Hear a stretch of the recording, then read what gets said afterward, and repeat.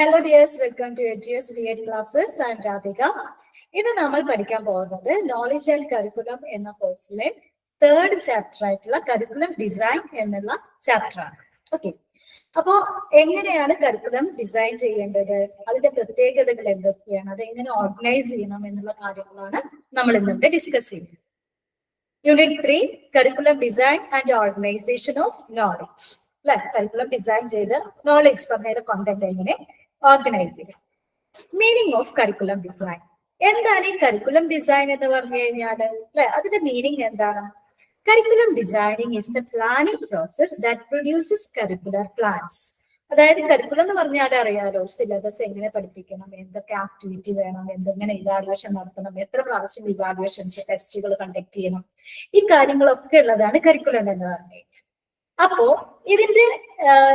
അതിന്റെ planning process, ഇതെങ്ങനെയാണ് implement ചെയ്യേണ്ടത് എന്നതിന്റെ പ്ലാനിങ് പ്രോസസ്സിനെയാണ് നമ്മൾ കരിക്കുലം ഡിസൈൻ.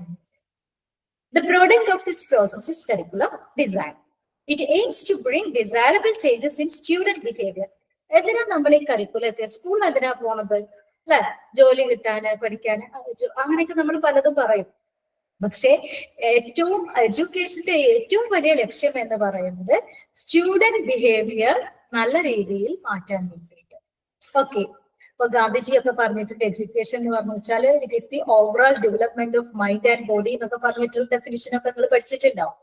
അപ്പൊ അതുകൊണ്ട് തന്നെ മാനസികമായിട്ടും ശാരീരികമായിട്ടും ഉള്ള എല്ലാ രീതിയിലുള്ള ഡെവലപ്മെന്റ്സും ഉണ്ടാവണം. ഓക്കെ, അപ്പൊ അങ്ങനെ ഉള്ള ഒരു ഡിസൈറബിൾ ചേഞ്ചസ് കുട്ടികളിൽ വരുത്താൻ വേണ്ടിയാണ് നമ്മൾ എന്ത് ചെയ്യുന്നത്, ഈ കരിക്കുലം ഉണ്ടാക്കുന്നത്.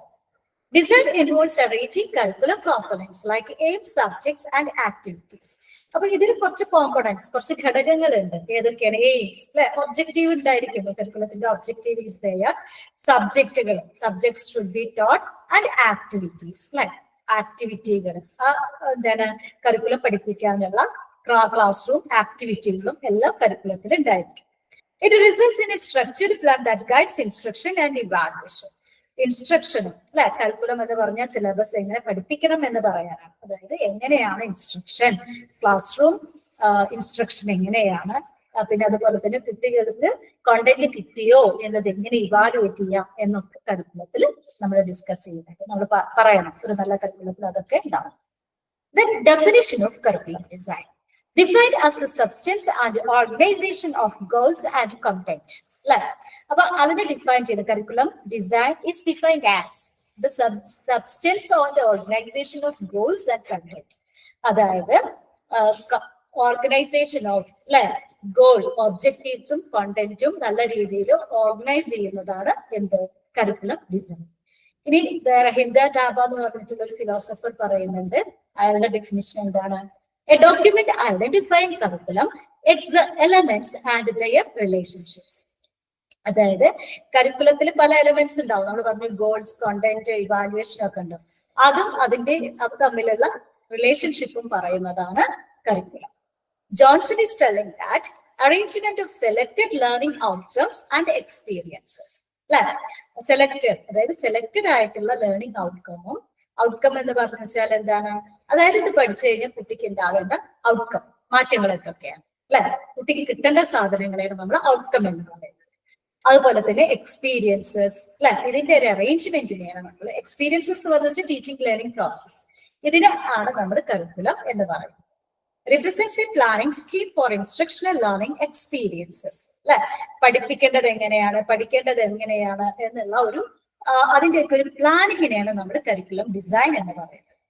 Design characteristics make കരിക്കുല unique or different അല്ലെ. അപ്പൊ ഈ ഡിസൈൻ ആണ് എന്താണ് കരിക്കുലയെ യുണീക്കും ഡിഫറെന്റും ആക്കുന്നത്. എന്ന് വെച്ച് കഴിഞ്ഞാൽ എന്താണ്, അതായത് ഏത് രീതിയിലാണ് ഇവാലുവേഷൻ, ഏത് ആക്ടിവിറ്റീസ് ആണ് കൊടുക്കുന്നത്, സബ്ജക്ട്. അപ്പൊ ഇതൊക്കെ കരിക്കുലത്തിനെ യുണീക്ക് ആക്കുന്നത് പറഞ്ഞാൽ മറ്റുള്ളവരിൽ നിന്ന് വ്യത്യസ്തമാക്കും. അപ്പൊ നമുക്കറിയാം ആക്ടിവിറ്റി ഓറിയന്റഡ് കരിക്കുലമാണ് ഇപ്പോൾ ഉള്ളത്. അപ്പൊ മുമ്പൊക്കെ ലെക്ചറിങ് മെത്തേഡ് ആയിരുന്നു. കരിക്കുലത്തിൽ അത് പറയുന്നതുകൊണ്ടാണ് അത് ഡിഫറെന്റ് ആവുന്നത്. Okay, components of curriculum design. അതായത് അതിന്റെ കോമ്പണന്റ്സ് അല്ലെ, ഘടകങ്ങൾ എന്തൊക്കെയാണ്? Needs of the learner and society. അതായത് സൊസൈറ്റിയുടെയും ലേണറിന്റെയും നീഡ് അതിനനുസരിച്ചിട്ടായിരിക്കും. അതായത് നമുക്കറിയാം ഒരു ലേണറിനും കുറെ ആവശ്യങ്ങൾ ഉണ്ടായിരിക്കും. ഇപ്പൊ നിങ്ങൾ ടീച്ചർ ആവാൻ പഠിക്കുന്ന ആൾക്കാരാണ്, അപ്പൊ നിങ്ങൾക്ക് കുറെ ആവശ്യങ്ങൾ ഉണ്ടായിരിക്കണം അല്ലെ. അപ്പൊ ഒരു ടീച്ചർ ആവുമ്പോൾ കുറെ സംഭവങ്ങൾ കുറെ നമുക്ക് ഉണ്ടാവും. നമുക്ക് കോൺഫിഡൻസ് ഉണ്ടാവണം, നമ്മൾ ഫേസ് ചെയ്യാൻ തയ്യാറാവണം, മറ്റുള്ളവരെ ഫേസ് ചെയ്യാനുള്ള ഒരു കോൺഫിഡൻസ് ഉണ്ടാവണം, നന്നായി പഠിപ്പിക്കാനുള്ള സ്കില്ല് വേണം. ഇതൊക്കെയാണ് നിങ്ങളുടെ ലേണർ നീഡ്സ്. സൊസൈറ്റിക്കും അതുപോലെ തന്നെയാണ്. ഒരു ടീച്ചറിൽ നിന്ന് society is also expecting something. Okay, അപ്പൊ ഇതെല്ലാം കരിക്കുലത്തിന്റെ കോമ്പോണന്റ് ആണ്, കരിക്കുലത്തിൽ ഉൾപ്പെടുത്തേണ്ടതാണ്. Aims and objectives. ഈ കരിക്കുലം പഠിച്ചു കഴിഞ്ഞാൽ എന്തായി മാറും അല്ലെ, അതാണ് aims and objectives. Defines goals based on learner society needs അല്ലെ. അതായത് ലേണറും സൊസൈറ്റിയുടെ നീഡുകളും അതിന്റെ ഒക്കെയുള്ള അതിനെ സ്റ്റേറ്റ് ചെയ്യുന്നത് അല്ലെ. അതായത് ഇപ്പൊ ടീച്ചർ അല്ലെ, ദാറ്റ് ഇസ് ബി.എഡ് കോഴ്സിന്റെ ഒബ്ജക്റ്റീവ് എന്ന് പറഞ്ഞാൽ എന്താണ്? അതായത് molding student into a very good teacher. അപ്പൊ ആ ഒബ്ജക്റ്റീവ് നേടിയെടുക്കാനാണ് ആ കരിക്കുലം ഡിസൈൻ ചെയ്യുന്നത്. Content or subject matter. ഈ പഠിപ്പിക്കേണ്ട കാര്യം ഉണ്ടാവും അല്ലെ, syllabus should be there. Concept selected to fulfil curriculum goals അല്ലെ. ഈ കരിക്കുലം ഗോൾസ് അല്ലെ, ഒബ്ജക്റ്റീവ് ഫുൾഫിൽ ചെയ്യാനായിട്ടുള്ള അല്ലെങ്കിൽ ഒബ്ജക്റ്റീവ്സ് നമ്മൾ അറ്റൈൻ ചെയ്യാനായിട്ടുള്ള ഇത് വേണം. എന്ത് വേണം? അറ്റൈൻ ചെയ്യാനായിട്ടുള്ള subject matter should also be there. ഇപ്പൊ പെഡഗോജി, മെത്തഡോളജി എന്നൊക്കെ പറഞ്ഞിട്ട് നിങ്ങൾ പഠിക്കുന്നുണ്ടാവും. Teaching learning methods, strategies to deliver content effectively അല്ലെ. അതായത് എങ്ങനെയാണ് ഇത് പഠിപ്പിക്കേണ്ടത്, കോണ്ടന്റ് സബ്ജക്ട് മാറ്റർ എങ്ങനെ പഠിപ്പിക്കണം എന്നുള്ള സ്ട്രാറ്റജി ആക്ടിവിറ്റീസും ഒക്കെ കരിക്കുലത്തിൽ ഉണ്ടാവണം. ഇവാലുവേഷൻ അല്ലെ, പരീക്ഷ വേണ്ടേ, ടെസ്റ്റ് വേണം. Measures learning outcomes and instructional effectiveness. നമ്മൾ പഠിപ്പിച്ചത് കുട്ടികൾക്ക് മനസ്സിലായിട്ടുണ്ടോ അല്ലെ. അതുപോലെ തന്നെ കുട്ടികൾ നല്ല രീതിയിൽ പാഠങ്ങൾ ഉൾക്കൊണ്ടിട്ടുണ്ടോ അല്ലെ. ഇപ്പൊ നിങ്ങളുടെ ടെസ്റ്റ് എന്ന് പറഞ്ഞ കമ്മീഷൻ വരിക എന്ന് പറയില്ലേ, നിങ്ങൾ ഡെമോ ക്ലാസ് ഒക്കെ എടുത്തിട്ടുണ്ടായിരിക്കും. അപ്പൊ ആ ഡെമോ ക്ലാസ് ഇതിനാ നല്ല ടീച്ചറായിട്ട് നിങ്ങൾ മാറിയിട്ടുണ്ടോ എന്ന് അറിയാനായിട്ട്. അതാണ് evaluation. Sources of curriculum design. Science. Science promotes use of scientific methods in curriculum. അതായത് സയൻസിന്റെ കരിക്കുലം ഡിസൈൻ ഓരോ സബ്ജക്ട് ഓരോ പോലെയാണ്. അപ്പൊ അവിടെ എക്സ്പെരിമെന്റ്സിനൊക്കെയാണ് അല്ലെ ഇമ്പോർട്ടൻസ് കൊടുക്കുക. Focus on observable measurable elements.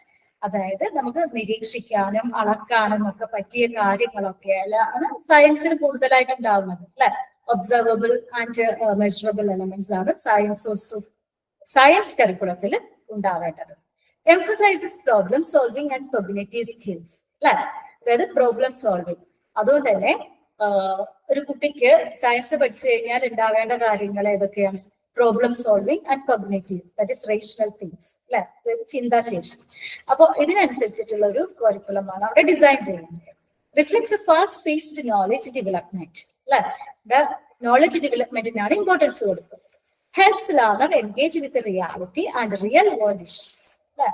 അത് മാത്രമല്ല റിയൽ വേൾഡ് ഇഷ്യൂസ് ആണ് ഇവർ പഠിക്കേണ്ടത്. കാരണം അപ്പൊ നമുക്കറിയാം ഇന്നത്തെ സൊസൈറ്റിയിൽ ഒരുപാട് ഇഷ്യൂസ് റിഗാർഡിങ് സയൻസ്, അതായത് വേസ്റ്റ് മാനേജ്മെന്റ്, അങ്ങനെ ഒരുപാട് കാര്യങ്ങളുണ്ട്. അപ്പൊ അതിനെപ്പറ്റി പറ്റിയിട്ട് ലേണർ ബോധവാന്മാരാകണം. ഓക്കെ, അതിനനുസരിച്ചിട്ടുള്ള ഒരു കരിക്കുലമാണ് അവർക്ക് വേണ്ടിയിട്ട് ഡിസൈൻ ചെയ്യേണ്ടത്.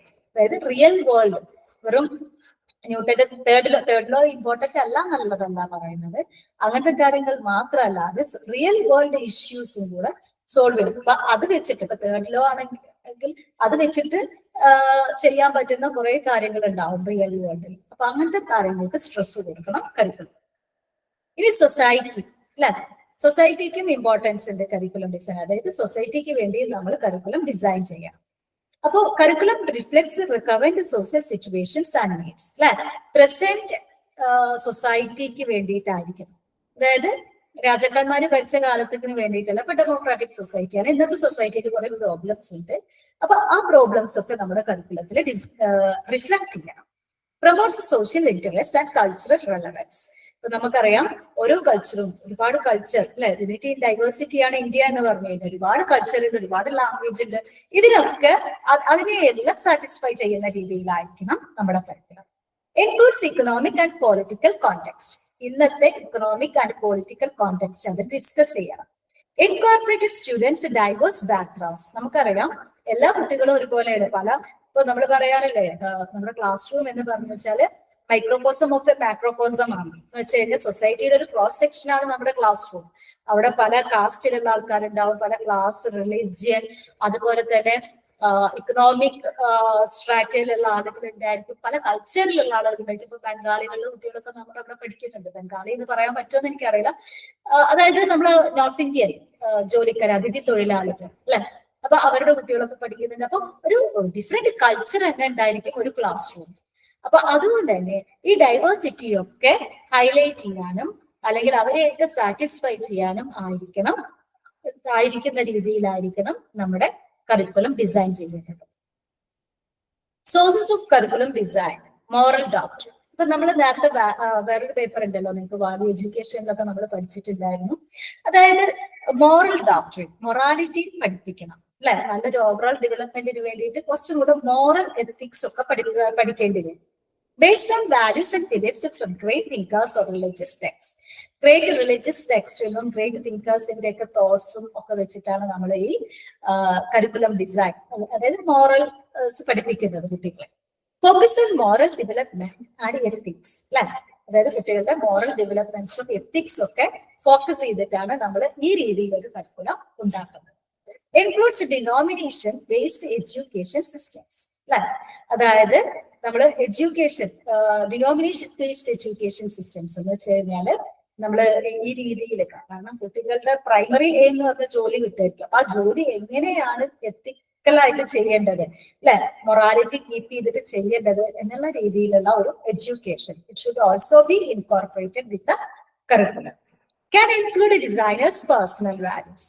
പിന്നെ അതുപോലെ തന്നെ നമ്മുടെ ഡിസൈനർ എന്ന് വെച്ച് കഴിഞ്ഞാൽ ഉദ്ദേശിക്കുന്നത് എഡ്യൂക്കേറ്റേഴ്സ്, കരിക്കുലം ഡിസൈനേഴ്സ് ഉണ്ടാവും അല്ലെ. എമിനന്റ് എഡ്യൂക്കേറ്റേഴ്സിനെ അപ്പോയിന്റ് ചെയ്യാം ഗവൺമെന്റ് കരിക്കുലം ഡിസൈൻ ചെയ്യാനായിട്ട്. അവരുടെ പേഴ്സണൽ വാല്യൂസ് അല്ലെ, അവർക്ക് കുറെ ചിന്തകളൊക്കെ ഉണ്ട്. അപ്പൊ ആ ചിന്തകളും അവർക്ക് നല്ലത് എന്ന് തോന്നുന്ന കാര്യങ്ങളും കരിക്കുലത്തിൽ ഉൾപ്പെടുത്താൻ പറ്റും. Adds depth to curriculum beyond factual content അല്ലെ, അതായത് നമുക്കറിയാം ഫാക്ച്വൽ കണ്ടന്റ്, അതായത് നമുക്കറിയാം ഈ ഫാക്ച്വൽ കണ്ടന്റ് അല്ലാതെ കുറെ ഡിസൈനറുടെ പേഴ്സണൽ വാല്യൂസും കൂടെ വരുമ്പോൾ, അതായത് അവരുടെ എക്സ്പീരിയൻസും കൂടെ ഉൾക്കൊള്ളുമ്പോഴാണ് ഇതെന്തായി മാറുന്നത്, ഒരു ഡീപ്പ് കരിക്കുലമായിട്ട് മാറും. Source of curriculum design knowledge. ഇനി നോളജ് എങ്ങനെയാണ് നമുക്കത് ഇൻകോർപ്പറേറ്റ് ചെയ്യാൻ പറ്റുന്നത്? Focus on essential knowledge and skills അല്ലെ. എല്ലാ കരിക്കുലം ഡിസൈൻ ചെയ്യേണ്ടത് ഒരു പ്രത്യേക നോളജും ഒരു സ്കില്ലും ഒക്കെ പഠിപ്പിക്കാൻ വേണ്ടിയിട്ടാണ്. അപ്പൊ നിങ്ങളുടെ കരിക്കുലം അല്ലെങ്കിൽ ബിഎഡിന്റെ കരിക്കുലം ഡിസൈൻ ചെയ്യുന്നത് നിങ്ങൾ ടീച്ചിങ് പഠിപ്പിക്കാൻ വേണ്ടിയിട്ടാണ്. അപ്പൊ ആ ഒരു നോളജും സ്കില്ലും ഒക്കെ അക്വയർ ചെയ്യണം ആ കരിക്കുലം പഠിച്ചു കഴിഞ്ഞാൽ. Different subjects require unique approaches അല്ലെ, അതായത് ഓരോ ഇപ്പൊ പറഞ്ഞു കഴിഞ്ഞാൽ ലിറ്ററേച്ചറിന്റെ കരിക്കുലം പോലെ പിന്നെ സയൻസിന്റെ കരിക്കുലം നമ്മൾ പറഞ്ഞു, സയൻസിന്റെ ഒക്കെ കുറെ ഒബ്സർവബിളും അതുപോലെ തന്നെ ഫാക്ട് ബേസ്ഡ് ഒക്കെയാണ്, റേഷണൽ തിങ്കിങ് ഒക്കെ. പക്ഷെ ലിറ്ററേച്ചർ എന്ന് പറഞ്ഞു വെച്ചാൽ കുറച്ച് ഇമാജിനേറ്റീവ് ആണ്, അവിടെ ലാംഗ്വേജിന് ഇമ്പോർട്ടൻസ് വേണം അല്ലെ. അപ്പൊ രണ്ട് പോലെയാണ്. അതാണ് യുണീക്ക് അപ്രോച്ചസ് അല്ലെ, ഓരോന്നിനും ഡിഫറെന്റ് ആയിട്ടുള്ള അല്ലെങ്കിൽ അതിൻ്റെതായിട്ടുള്ള ഒരു അപ്രോച്ചിലാണ് ഡിഫറെന്റ് കരിക്കുലം ഡിസൈൻ ചെയ്യുന്നത്, അതായത് ഓരോ സബ്ജക്റ്റിന്റെ curriculum. Disciplinary knowledge is structured and methodical. അതുപോലെ തന്നെ നോളജ് സ്ട്രക്ചർ ചെയ്യുന്നതിനും ഒരു പ്രത്യേക കഴിവ് വേണം. അതായത് നമ്മൾ പറയുന്നുണ്ട് കമന്റ് സ്ലൈഡിൽ എങ്ങനെയാണ് ഓർഗനൈസേഷൻ, അത് ഒരു മെത്തേഡ്, പ്രത്യേക മെത്തേഡ് വെച്ചിട്ടാണ് അത് ഓർഗനൈസ് ചെയ്യുന്നത്. ആദ്യം സിമ്പിൾ ടു കോംപ്ലക്സ് ആണ് നമ്മൾ ഓർഗനൈസ് ചെയ്യുന്നത്. Non disciplinary knowledge allows flexibility. Okay, അതായത് ഡിസിപ്ലിനറി നോളജിനാണ് മെത്തോഡിക്കൽ ആയിട്ട്. ഡിസിപ്ലിനറി നോളജ് എന്ന് പറഞ്ഞു വെച്ചാൽ that is knowledge related to our discipline അല്ലെ. അതായത് ഫോർ എക്സാമ്പിൾ നമ്മുടെ ഇപ്പൊ നമ്മൾ ഫിസിക്സ് ആണെന്നുണ്ടെങ്കിൽ ഫിസിക്സുമായിട്ട് റിലേറ്റ് ചെയ്ത് ഫിസിക്സിനെയാണ് നമ്മൾ ഡിസിപ്ലിൻ എന്ന് പറയുന്നത്. അപ്പൊ ആ നോളജ് ഫിസിക്സ് നോളജ് ആണ് അവിടെ പറയുന്നത്. ഇനി നോൺ ഡിസിപ്ലിനറി, ഇപ്പൊ നമ്മൾ നേരത്തെ മൊറാലിറ്റി സൊസൈറ്റി ഒക്കെ പറഞ്ഞില്ലേ, അപ്പൊ അതിന് ഫ്ലെക്സിബിലിറ്റി ഉണ്ട്. അതായത് അത് നമുക്ക് എന്താണ് എങ്ങനെ വേണമെങ്കിലും എവിടെ വേണമെങ്കിലും ഉൾപ്പെടുത്താൻ പറ്റും. Selection of content based on subject characteristics അല്ലെ. ഇപ്പൊ നമ്മൾ കോണ്ടന്റ് സെലക്ട് ചെയ്യുന്നത് എങ്ങനെയാണ്, ഓരോ സബ്ജക്റ്റിനും അനുസരിച്ചിട്ടാണ് കോണ്ടന്റ് നമ്മൾ എടുക്കുന്നത്, സെലക്ട് ചെയ്യുന്നത്, കരിക്കുലം ഡിസൈൻ ചെയ്യുന്നത്. സോഴ്സ് ഓഫ് കരിക്കുലം ഡിസൈൻ, ലേണറുടെ പെർസ്പെക്റ്റീവിൽ എന്തൊക്കെയാണ്? Learner centred design approach. അതായത് നമ്മൾ ഇന്നത്തെ കാലത്ത് ഉള്ള കരിക്കുലം എന്ന് പറയുന്നത് ലേണർ സെന്റേഡ് ആണ്, ടീച്ചർ സെന്റേഡ് അല്ല. Learner is more important. Okay, then curriculum adapts to learner interests and backgrounds. Okay, കരിക്കുലത്തില് ലേണറിന്റെ ഇൻട്രസ്റ്റും അതുപോലെ തന്നെ ലേണർ ബാക്ക്ഗ്രൗണ്ടും വളരെയധികം ശ്രദ്ധിക്കണം കരിക്കുലം ഡിസൈനിൽ. അതായത് കുട്ടികളുടെ നോളജ് പണ്ടത്തെ 10 കൊല്ലം മുമ്പത്തെ കുട്ടികളല്ല ഇന്നത്തെ കുട്ടികൾ. They are very much exposed to technology and all that AI devices. അതിനനുസരിച്ച് ഒരു കരിക്കുലം ഡിസൈൻ ചെയ്തിട്ടില്ലെങ്കിൽ കരിക്കുലം ഔട്ട്ഡേറ്റഡ് ആവും. Okay, it's not updated. അപ്പൊ അപ്ഡേറ്റ് ചെയ്യാനായിട്ട് ലേണർ ഇൻട്രസ്റ്റും ബാക്ക്ഗ്രൗണ്ടും ഒക്കെ അറിഞ്ഞിട്ട് വേണം കരിക്കുലം ഡിസൈൻ ചെയ്യാനായിട്ട്. Based on psychological and cognitive research, കുട്ടികളുടെ സൈക്കോളജി ആൻഡ് അതുപോലെ തന്നെ കൊഗ്നിറ്റീവ് ബുദ്ധിപരമായിട്ടുള്ള റിസർച്ച് ഒക്കെ ബേസ് ചെയ്തിട്ട് വേണം കരിക്കുലം ഡിസൈൻ ചെയ്യാൻ. Stresses learning by doing method. നമുക്കറിയാം ഇന്നത്തെ കാലത്ത് വെറുതെ നമ്മൾ ലെക്ചറിങ് മെത്തേഡ് അല്ല പ്രോത്സാഹിപ്പിക്കേണ്ടത്, ലേണിംഗ് ബൈ ഡൂയിങ്. എല്ലാ കാര്യങ്ങളും അവർക്ക് എങ്ങനെ കിട്ടണം? Learning by doing. ഒരു പഠിക്കുന്നതിന്റെ ഒപ്പം എങ്ങനെ പഠിക്കണം? ചെയ്ത് പഠിക്കണം. ഓക്കെ, ആക്ടിവിറ്റി ഓറിയന്റഡ് ആയിരിക്കും. ഇപ്പോ നമ്മള് ഇംഗ്ലീഷൊക്കെ ആണെന്നുണ്ടെങ്കിൽ ഇംഗ്ലീഷിലൊക്കെ ഒരു സ്റ്റോറി റൈറ്റിംഗ് ഒക്കെ പറയാം. സ്റ്റോറി റൈറ്റിംഗ് ഒരു സ്റ്റോറി പഠിക്കുക എന്നുള്ളത് മാത്രമല്ല ഉദ്ദേശിക്കുന്നത്, ഒരു സ്റ്റോറി എഴുതാനുള്ള കഴിവും കൂടെ, അല്ലെങ്കിൽ കുറച്ച് ലിറ്ററേച്ചർ ആപ്റ്റിറ്റ്യൂഡ് ഉണ്ടാക്കുക എന്നുള്ളതാണ്. ഇപ്പൊ ലാംഗ്വേജ് ഉണ്ടാക്കുക, ഓക്കെ, കമ്മ്യൂണിക്കേഷൻ സ്കിൽ ഉണ്ടാക്കുക, അതൊക്കെ അതിന്റെ ഒരു ഭാഗമാണ്. Suppose personalised and meaning learning experiences. പിന്നെ നമുക്കറിയാം ഓരോ കുട്ടിക്കും അല്ലെ സ്വന്തമായിട്ടും അതുപോലെ മീനിങ് ലേണിംഗ് എക്സ്പീരിയൻസ് ഉണ്ടാകുക തന്നെ വേണം through the curriculum. Design dimensions. Okay, എന്തൊക്കെ ഡയമെൻഷൻസ്, എന്തൊക്കെ തലങ്ങളാണ് ഈ ഡിസൈനിൽ? Curriculum design involves arranging curriculum elements into a meaningful whole. അതായത് ഒരു മീനിങ് ആയിട്ട് അറേഞ്ച് ചെയ്യണം. കുറെ കാര്യങ്ങൾ അത് വെറുതെ അവിടെ ഇവിടെ കുത്തി നടക്കലല്ല, അത് മീനിങ് ആയിട്ട് അറേഞ്ച് ചെയ്യലും കൂടെയാണ് curriculum. Assumes curriculum aims, goals and objectives are already formulated. അതായത് നമ്മൾ എയിംസ് ഉണ്ടാക്കണം ആദ്യം, അല്ലെ, ഗോൾസ് ഉണ്ടാക്കണം. അതായത് ഈ പഠിച്ചു കഴിഞ്ഞാൽ എന്തായി തീരും, അല്ലെങ്കിൽ എന്തൊക്കെ കാര്യങ്ങൾ കുട്ടിക്ക് കിട്ടണം, that is AIIMS and goals and objectives. അതൊക്കെ ആദ്യം നമ്മൾ ഫോർമുലേറ്റ് ചെയ്യണം. അതിനനുസരിച്ചാണ് കോണ്ടന്റും ആക്ടിവിറ്റീസും ഒക്കെ ഡിസൈൻ ചെയ്യുന്നത്. Include selection of content, learning experiences and evaluation. പിന്നെ ഒബ്ജക്റ്റീവ്സ് കഴിഞ്ഞ് കഴിഞ്ഞാൽ എന്താ വരുന്നത്? കോണ്ടന്റ്, അല്ലെ, അതായത് the thing to be taught. പിന്നെ അതുപോലെ തന്നെ learning experience, activities, evaluation methods, അതായത് എങ്ങനെ ടെസ്റ്റ് ചെയ്യാം, എക്സാംസ് എങ്ങനെ കണ്ടക്ട് ചെയ്യാം. Focuses on coherent curriculum planning. ഒരു നല്ല പ്ലാനിങ്, അതായത് കരിക്കുലം എന്തൊക്കെ വേണം എന്തൊക്കെ വേണ്ട എന്നുള്ളത് പ്ലാൻ ചെയ്യണം.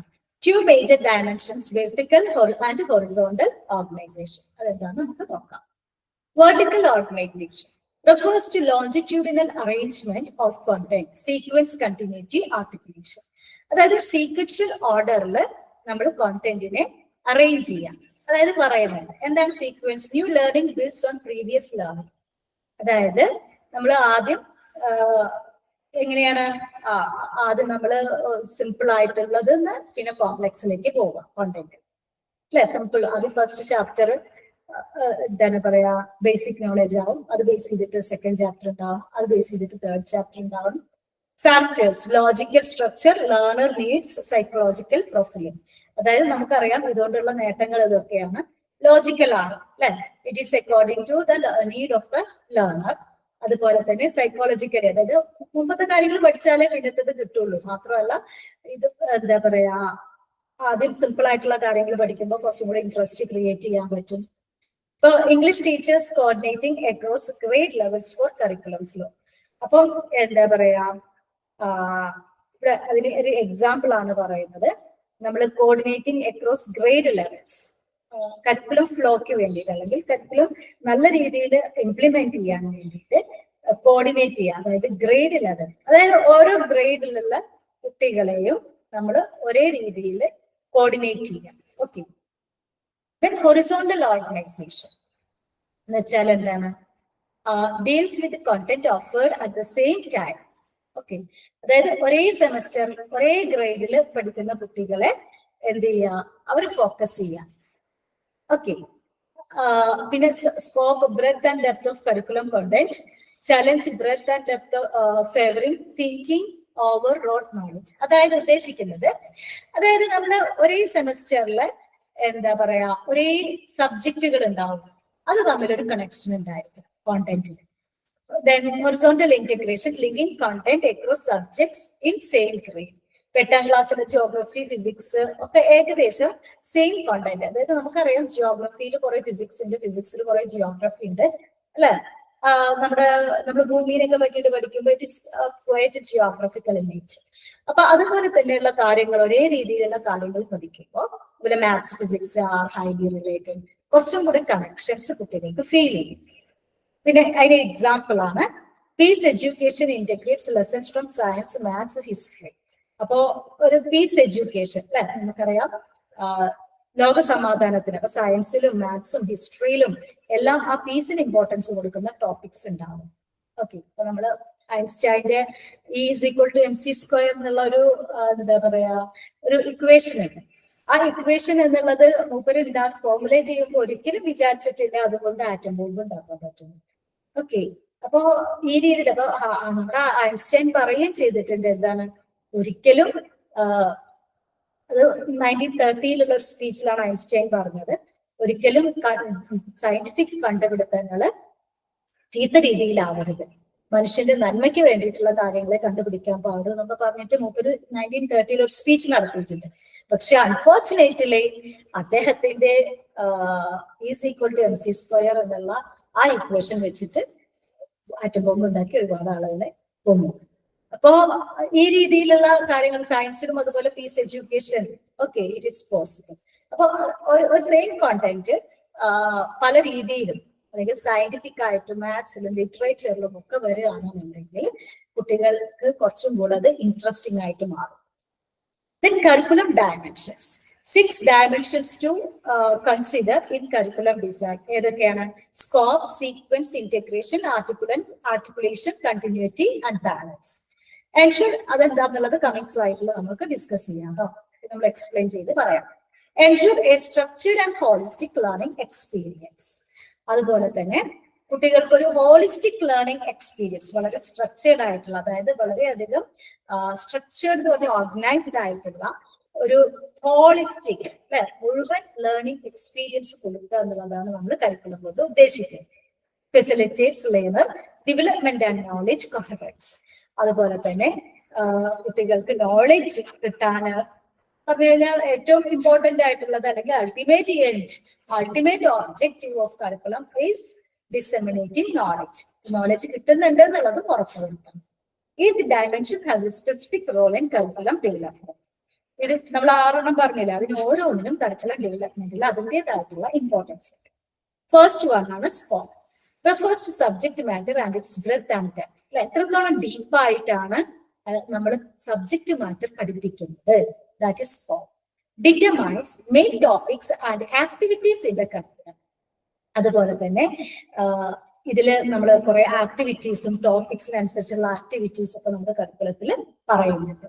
Syllabus of each subject defines the area of coverage.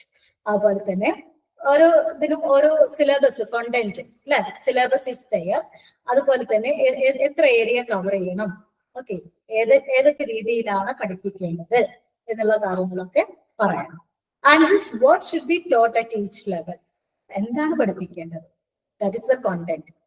ആഫിക്സ് overall design of each curriculum subject. അതുപോലെ തന്നെ കരിക്കുലം ഡിസൈൻ, ഓരോ സബ്ജക്റ്റിന്റെയും കരിക്കുലം ഡിസൈൻ എഫക്ട് ചെയ്യും. അതായത് നമുക്കറിയാം സ്കോപ്പ് ഓഫ് കരിക്കുലം എന്ന് പറഞ്ഞു വെച്ചാൽ ഈ കോണ്ടന്റ് എങ്ങനെയാണ് നല്ല രീതിയിൽ അത് ഡെലിവർ ചെയ്യുന്നുണ്ടോ, കോണ്ടന്റ് റെലവന്റ് ആണോ എന്നുള്ള കാര്യങ്ങളൊക്കെ നമ്മളല്ല educators why they are forming the curriculum they should have to ensure. Sequence refers to the order of topics. ഇനി കുറെ ടോപ്പിക്കൽ സബ്ജക്ട് മാറ്റർ ഒക്കെ നമ്മൾ കണ്ടെത്തി, പക്ഷെ ഇനി ഇത് എങ്ങനെയാണ് ഓർഡർ ചെയ്യുക, that is sequence. What comes before after what, ആദ്യം എന്ത് വേണം പിന്നെ എന്ത് വേണം. Important for subjects like maths and grammar follow logical order.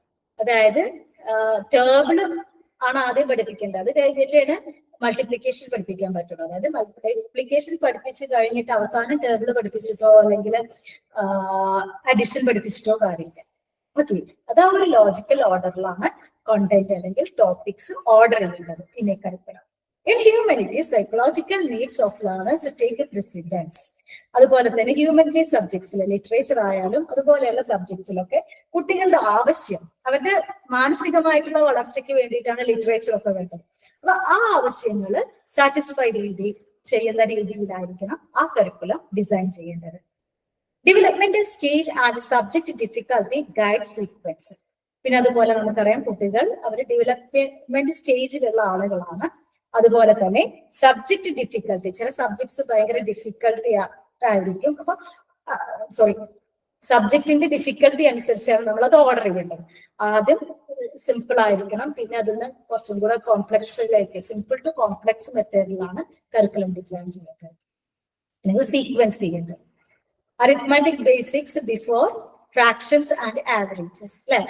അതായത് ആവറേജും ഹരണമൊക്കെ പഠിക്കുന്നതിന്റെ മുമ്പ് കൂട്ടലും കുറയ്ക്കലൊക്കെ പഠിപ്പിക്കണം, അല്ലെ?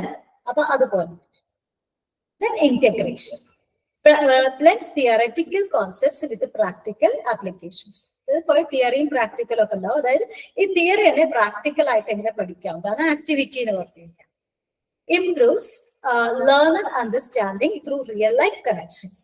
അപ്പൊ അതുപോലെ തന്നെ നമ്മൾ ആക്ടിവിറ്റിയിലൂടെ പഠിക്കുമ്പോൾ എന്താ ഉണ്ടാവുന്നത്, റിയൽ ലൈഫിലുമായിട്ട് കണക്ട് ചെയ്യും. ഇപ്പൊ ലിറ്ററേച്ചറിലാണെന്നുണ്ടെങ്കിൽ നമ്മളിങ്ങനെ ഒരു സ്റ്റോറി എഴുതാൻ പറഞ്ഞത്, സ്റ്റോറി എഴുതുന്ന സമയത്ത് ഒരു സ്റ്റോറി പഠിക്കാനുണ്ട് വിചാരിക്കും, എന്നിട്ട് അതിന്റെ ഒരു ആക്ടിവിറ്റി നമുക്ക് കൊടുക്കാം.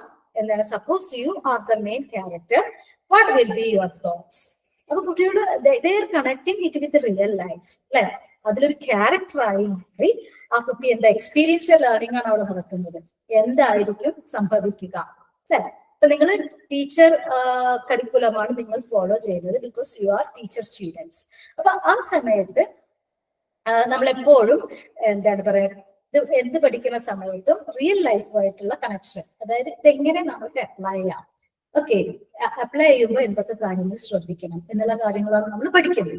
Requires clear listing of practical activities four topics. അതുപോലെ തന്നെ എല്ലാ ടോപ്പിക്കിനും പ്രാക്ടിക്കൽ ആക്ടിവിറ്റീസ് കൊടുക്കണം. Supports holistic learning across different subjects. അതായത് നമ്മൾ പറഞ്ഞു ഒരു കണക്ഷൻ ഉണ്ടായിരിക്കണം എന്നൊക്കെ പറഞ്ഞു. അപ്പൊ അതുകൊണ്ട് തന്നെ ഒരു ഹോളിസ്റ്റിക് ലേണിംഗ് ആണ് ഒരു കരിക്കുലം കൊണ്ട് ഉദ്ദേശിക്കുന്നത്. അപ്പൊ നമുക്കറിയാം സ്കൂളിലൊക്കെ 8ാം ക്ലാസ്സിലെ മൊത്തം, അതായത് ഒന്നിച്ച് എല്ലാ കാര്യങ്ങളും പഠിക്കണം, അല്ലെ? അതായത് വെറുതെ ഫിസിക്സ് മാത്രം പഠിച്ചാൽ പോരാ, കെമിസ്ട്രി മാത്രം പഠിച്ചാൽ പോരാ, അതായത് ഹോളിസ്റ്റിക്, അതിൽ തന്നെ മൊറാലിറ്റി ഉണ്ടാവും, സൊസൈറ്റിനെ പറ്റിയിട്ട് പഠിക്കണം. Okay, so A holistic learning is expected.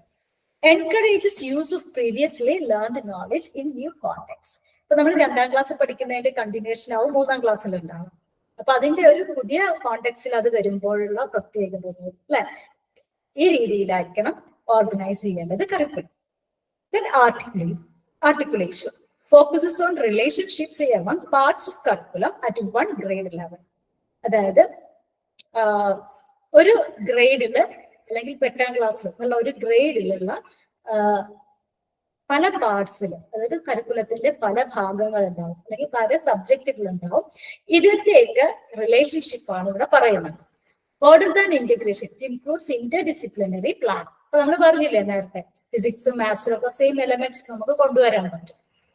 അത് ഇന്റർ ഡിസിപ്ലിനറി, 2 ഡിസിപ്ലിൻസ്, 2 സബ്ജക്ട്സ് തമ്മിലുള്ള ബന്ധം. ടൈപ്സ് ഏതൊക്കെ, Inter disciplinary, theoretical, practical, community based. ഈ രീതിയിലൊക്കെ നമുക്ക് സിലബസ് അല്ലെങ്കിൽ കരിക്കുലം പ്ലാൻ ചെയ്യാൻ പറ്റും, അല്ലെ? തിയററ്റിക്കൽ പ്രാക്ടിക്കൽ ആക്ടിവിറ്റി ആവുമ്പോൾ പ്രാക്ടിക്കൽ ലെവൽ അല്ലെങ്കിൽ ആപ്ലിക്കേഷൻ ലെവൽ വരും.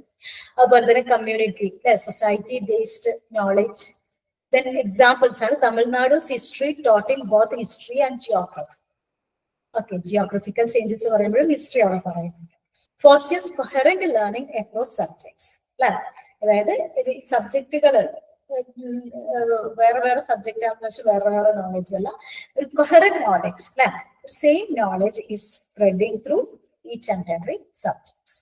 ദെൻ കണ്ടിന്യൂറ്റി പറഞ്ഞാൽ എന്താണ്, vertical correlation across grades or levels strengthens higher level content with reference to lower levels, അല്ലെ? അതായത് നമ്മളിപ്പോ കണ്ടിന്യൂസ് ആണ്, സ്റ്റഡി എന്ന് പറഞ്ഞാൽ കണ്ടിന്യൂസ് ആണ്. നമ്മൾ 3ൽ പഠിക്കുന്നത് 4ലും പഠിക്കുന്നു, പക്ഷെ കുറച്ചും കൂടെ ഹയർ ഓർഡർ ആയിട്ട് പഠിക്കുന്നു എന്ന് മാത്രം. ലെവൽ കൂടുമ്പോൾ കൂടുതൽ ഡീപ്പർ ആവുന്നു നമ്മുടെ പഠനം. Support student progression without learning gaps, അല്ലെ? അതായത് ലേണിംഗ് ഗ്യാപ്സ് ഇല്ലാതെ കുട്ടികളുടെ ആ ഒരു പ്രോഗ്രഷൻ, പുരോഗതി ഉറപ്പുവരുത്തും, അതിന് സഹായിക്കുന്നു. അതായത് ഇപ്പോ 2ാം ക്ലാസ്സിന്റെ തുടർച്ചയും 3ാം ക്ലാസ്, അത് കഴിഞ്ഞിട്ടുള്ളതാണ് 4ാം ക്ലാസ്. നേരെ മറിച്ച് ഒരു കുട്ടി 3ാം ക്ലാസ് പഠിക്കാതെ 4ാം ക്ലാസ് പോയി കഴിഞ്ഞാൽ that continuation is lost. Content is sequenced from simple to complex. നമ്മൾ നേരത്തെ സീക്വൻസിങ് പറഞ്ഞ പോലെ തന്നെ ബേസിക്സ് ആദ്യം പറയാം, അല്ലെ? അങ്ങനെയാണ് സിമ്പിൾ ടു കോംപ്ലക്സ് മെത്തേഡിലാണ് നമ്മൾ sequencing. Essential for cumulative knowledge development, അല്ലെ? ക്യുമുലേറ്റീവ് നോളജ് ഡെവലപ്മെന്റ് എന്ന് പറഞ്ഞാൽ ഒന്നിന് പിറകെ ഒന്നായിട്ട്, അല്ലെ? അതായത് ആദ്യം സിമ്പിൾ ആയിട്ടുള്ള കാര്യങ്ങൾ കിട്ടും, ബേസ് പഠിക്കും, പിന്നെ അതൊന്ന് കുറച്ചും കൂടെ ഡെവലപ്ഡ്, പിന്നെയും ഡെവലപ്ഡ്, അങ്ങനെ ഒരു ക്യുമുലേറ്റീവ് നോളജ് ഒരു അക്യുമുലേറ്റഡ് നോളജ് നമുക്ക് കിട്ടും. Then balance ensures equal weight to all curriculum components, അല്ലെ? എല്ലാറ്റിനും ഇമ്പോർട്ടൻസ് കൊടുക്കുന്നത്, കരിക്കുലത്തിലുള്ള എല്ലാ ഘടകങ്ങൾക്കും ഈക്വൽ ഇമ്പോർട്ടൻസ് ആയിരിക്കണം. Avoids over emphasis on subject or activity. അതായത് ആക്ടിവിറ്റി മാത്രമാണെങ്കിലും രസം ഉണ്ടാവില്ല, സബ്ജക്ട് കോണ്ടന്റ് മാത്രമാണെങ്കിലും രസം ഉണ്ടാവില്ല. So there should be A balance. Balance between subject focused and student centred approach. നമ്മൾ എപ്പോഴും സബ്ജക്ട് പഠിപ്പിക്കാനായിട്ട് സ്റ്റുഡന്റ് സെന്റേർഡ് അപ്രോച്ച് ആണ് ഫോളോ ചെയ്യുന്നത്. Promotes structured scope and sequence for learning objectives. അതുപോലെ തന്നെ നമുക്കറിയാം ഓർഗനൈസേഷൻ ഇറ്റ്സ് ഓൾസോ ഇമ്പോർട്ടന്റ്, അതും balanced ആയിരിക്കണം.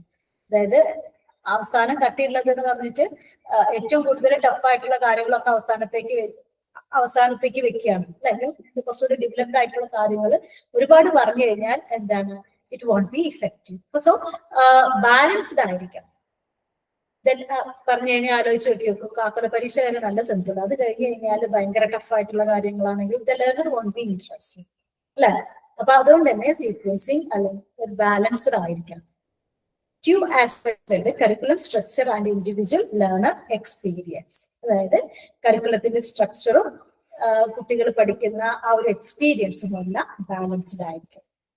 Meaning of knowledge organisation. എന്താണ് നോളജ് ഓർഗനൈസേഷൻ എന്ന് പറഞ്ഞു കഴിഞ്ഞാൽ, നോളജ് എങ്ങനെയാണ് നമ്മൾ ഓർഗനൈസ് ചെയ്യേണ്ടത്? refers to logical orderly arrangement of content. എന്ന് വെച്ച് കഴിഞ്ഞാൽ നമ്മൾ കരിക്കുലത്തിൽ content logically orderly meaning full ആയിട്ട് നമ്മൾ എന്ത് ചെയ്യാണ്, അറേഞ്ച് ചെയ്യാണ്. That is knowledge organisation. Facilitates learner comprehension and teacher delivery. കുട്ടികൾ എങ്ങനെ മനസ്സിലാക്കുന്നു, ടീച്ചർ എങ്ങനെ പറയുന്നു, അല്ലെ? ടീച്ചർ എങ്ങനെ പഠിപ്പിക്കുന്നു എന്നതിനെ ഫെസിലിറ്റേറ്റ് ചെയ്യുന്നു. ഫെസിലിറ്റേറ്റ് ചെയ്യുക അവർക്ക് എയ്ഡ് ചെയ്യുക, അല്ലെങ്കിൽ എന്താണ്, സഹായിക്കുന്നു. അപ്പോ നമുക്കറിയാം സിമ്പിൾ ടു കോംപ്ലക്സ് മെത്തേഡാണ് നമ്മൾ ഫോളോ ചെയ്യുന്നത്. അപ്പോൾ സിമ്പിൾ ആയിട്ടുള്ള കാര്യങ്ങൾ ആദ്യം പറഞ്ഞ് അത് നമ്മൾ കോംപ്ലക്സിലേക്ക് പോകുമ്പോൾ ബേസിക് തിങ്സ് ഒക്കെ പഠിച്ചൊരു കുട്ടിക്ക് it won't be any difficulty. Suppose systematic presentation of subject matter. ഈ സബ്ജക്ട് മാറ്റർ കോണ്ടന്റിനെ സിസ്റ്റമാറ്റിക് ആയിട്ട് പ്രസന്റ് ചെയ്യാണ് നമ്മൾ ഡിസൈനിലൂടെ ചെയ്യുന്നത്. Improves retention and clarity of knowledge, അല്ലെ?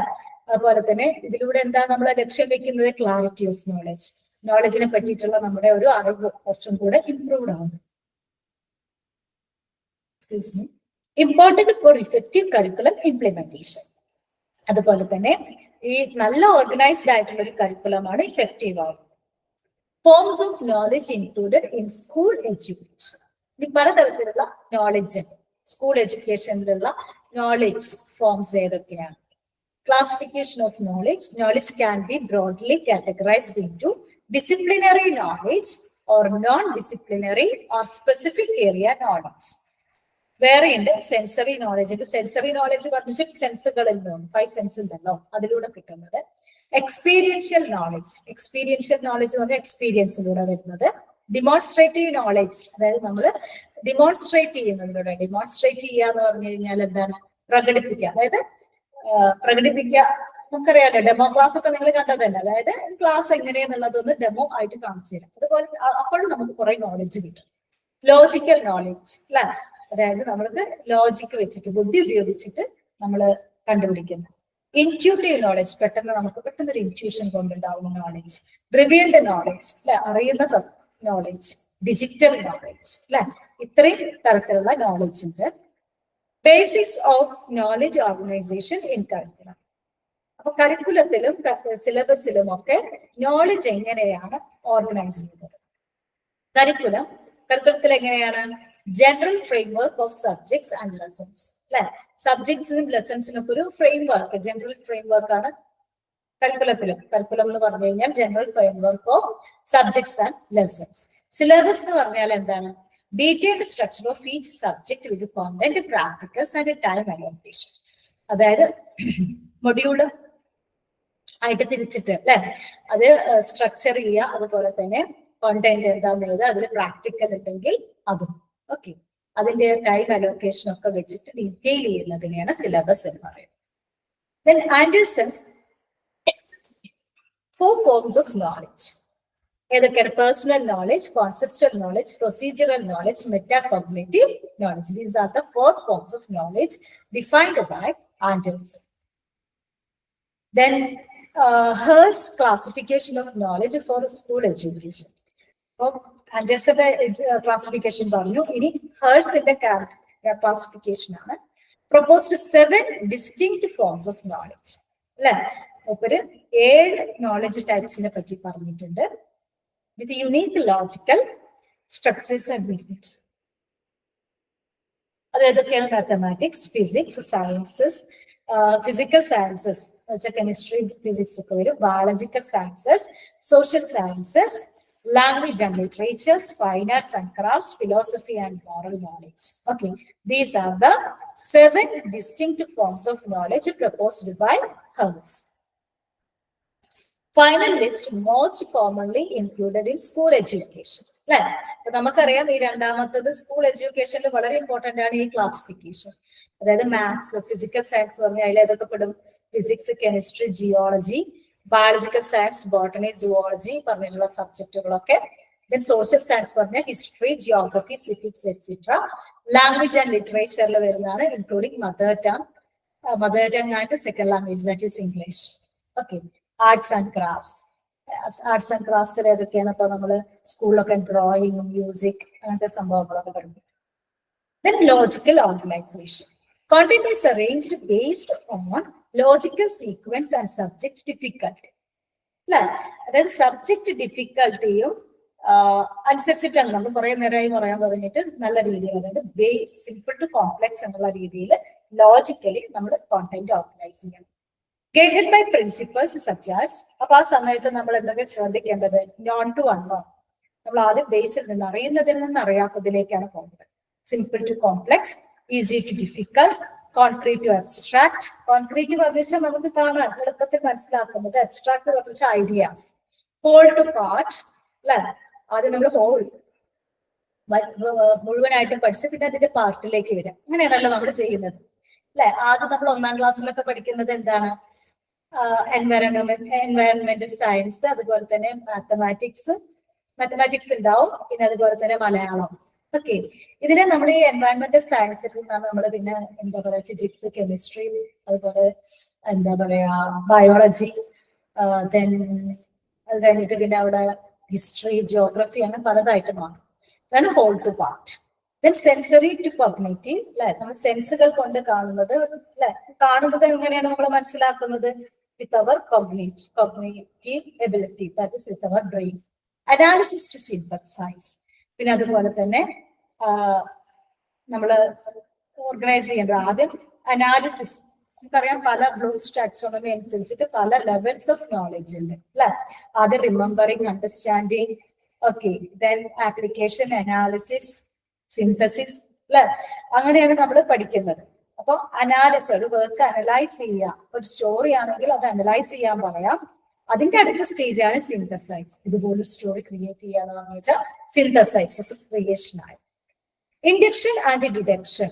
ഓക്കെ, അതായത് ഇൻഡക്ഷൻ നമ്മളൊരു inductive method, deductive method. Inductive method എന്ന് പറഞ്ഞു കഴിഞ്ഞാല് നമ്മൾ പറഞ്ഞില്ല whole to part. Deductive method പറഞ്ഞാൽ പാർട്ട് ടു